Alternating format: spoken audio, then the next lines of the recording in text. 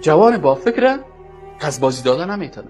جوانای بی فکر است که عاجل یک نفر با یک تلویزیون، با یک رادیو، با یک ماشک $200، با یک چیز. همین شیخ صالح پردل میگه من بسیار ضعیف آدم هستم. بچه کس از پلیتکنیک احسان الله گفت که شیخ پردل در مسجد میرفتیم، گفت شیخ صالح پردل میگه من دیگه یک عزت بسیار بزرگی دارم. چه خوب.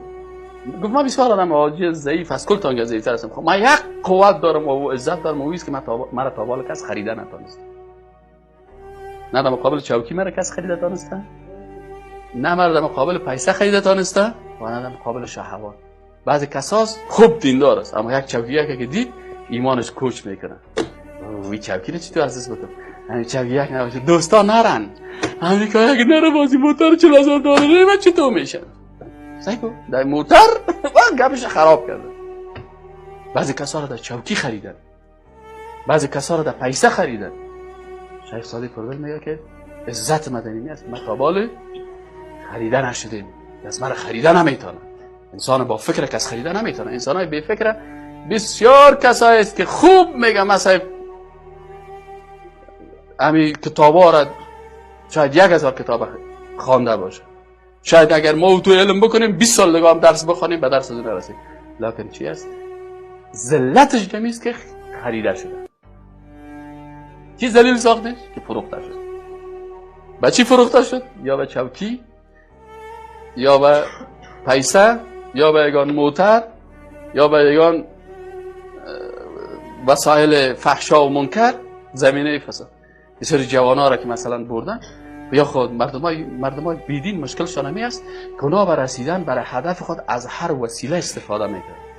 از این خاطر بسیار کارهای زشت و چیز را برای جوانان مطرح میکنن، پیش میگیرن تا که از این طریق جوانان دورمو چاپرتن و از این طریق جوان گمراه شن. بسیاری وقتا جوانان را از طریق شهوات، کمپیرا را از طریق چوکی، پیسه پرستا را از طریق پیسه و میبینی که بسیار تا دیروز یک نفر خیز میزد باز بعد از او که برای کمک پیسه را داد. آره ببینی چمون تو نرم گرده میگم مشکل استادی گپارا چی میکنین؟ میگم مشکل استاد یک کمک نرم برین، یک کمک سلو برین، یک کمک برک بگیرین. مردم نه برک تو را خب موتر $40,000 تو برک آین برک تا کش کنه که هیچ خدا شور داده را میتونی. یک قسم مسلمانی بی فکر نباشین برادر عزیز. یک قسم مسلمانایی که تو احساساتی برخورد میکنه خود گناهگار میکنه و هیچ فایده نمیکنه. در تشناب شیشتر زنگ برش میکنه. چی ماندی در زنگ؟ آیت قرآن. چرا؟ قرآن برای زمین هست. ادب به قرآنی هست.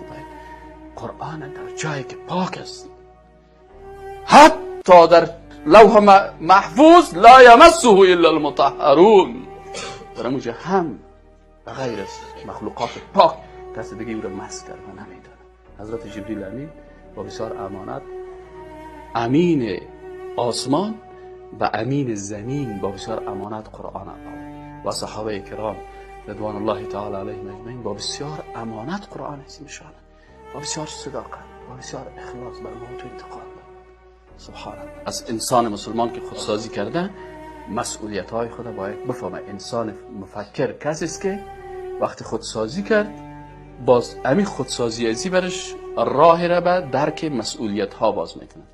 من چی مسئولیت دارم در مقابل مردم خود؟ من چی مسئولیت در مقابل مسلمان ها چی مسئولیت دارم؟ در مقابل جهان چی مسئولیت دارم؟